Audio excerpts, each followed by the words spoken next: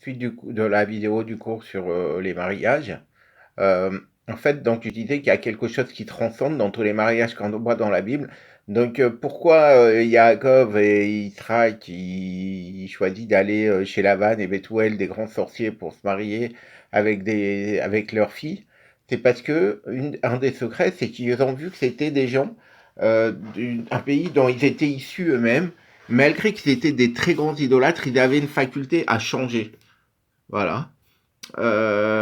Après, en fait, Moshe, il a vu que la fille de Yitro, en plus, elle avait un super bon cœur, puisqu'en fait, elle lui a amené à manger quand son propre père l'avait jeté en prison.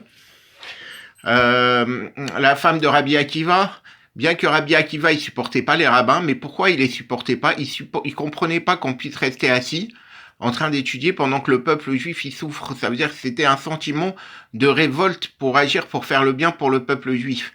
Donc elle n'a pas vu une méchanceté gratuite ou une bêtise, elle a vu un grand sentiment qui débordait d'amour pour le peuple juif. Voilà, donc elle a vu vraiment quelque chose qui transcende.